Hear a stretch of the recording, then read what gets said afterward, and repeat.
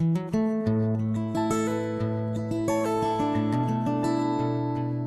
1928, Josemaria Escriva was a young priest in Madrid.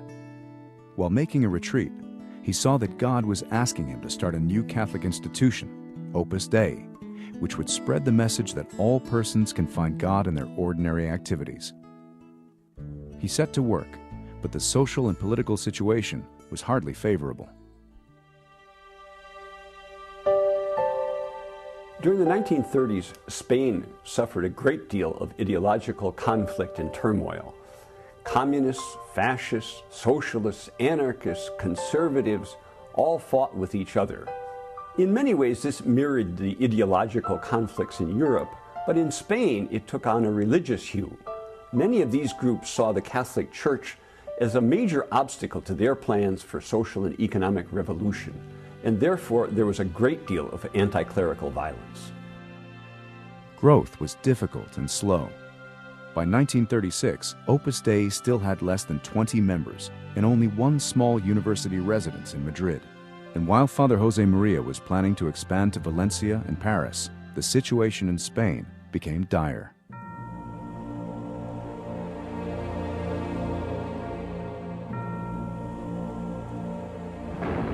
In July 1936, conservative elements in the army rose against the Spanish government, launching 3 years of civil war and a social and religious revolution that would leave more than 300,000 people dead.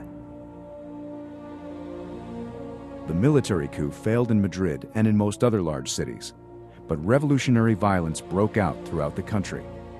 In Madrid, churches were sacked and burned, and a mammoth manhunt for priests and other prominent Catholics began.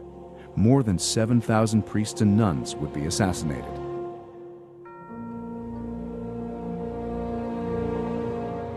Father Josemaria immediately closed the residence and began wearing layman's clothes. He had to keep moving, hiding for a few nights at a time in the homes of friends. He had several close calls, and several of his best friends were assassinated. In front of his mother's house, a mob hanged a man they had mistaken for him. He suffered deeply because he could not say Mass or administer the sacraments. In October, Josemaria found refuge in an insane asylum where he feigned madness. He celebrated Mass often in his room, despite the danger of being discovered and denounced by members of the staff. He spent most of his day praying for the Church, the members of Opus Dei, and for all Spaniards on both sides of the conflict.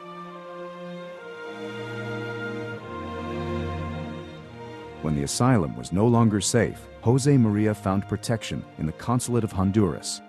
For 6 months, he, his brother, and 4 members of Opus Dei all lived in one small bedroom. He lost so much weight that when his mother came to visit, she didn't recognize him. He celebrated Mass often, preached frequently, and helped the others to turn this forced inactivity into an opportunity to grow in their spirit of prayer and sacrifice. Despite the prevailing atmosphere of intense partisanship, he refrained from criticizing the Republican authorities or joining in celebration of nationalist victories.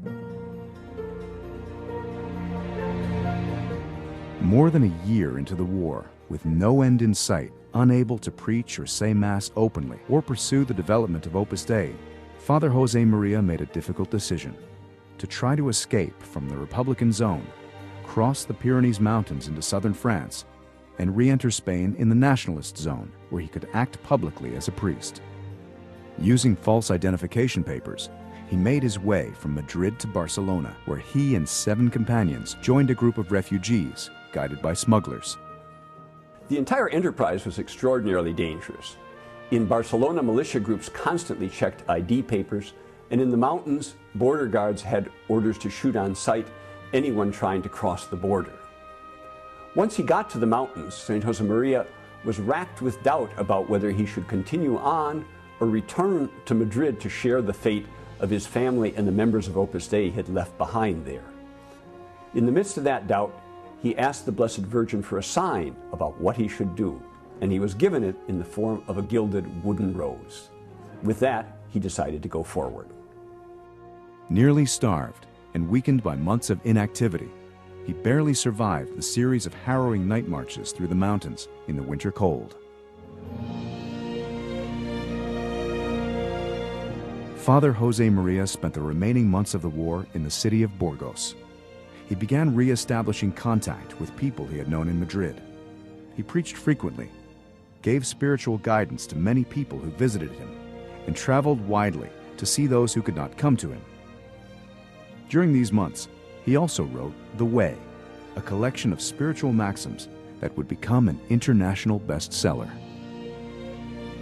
At the end of the war, ESCRIVA was one of the first priests to return to Madrid. There he found the student residence in ruins and faced the task of building up the apostolic activities of Opus Dei all over again.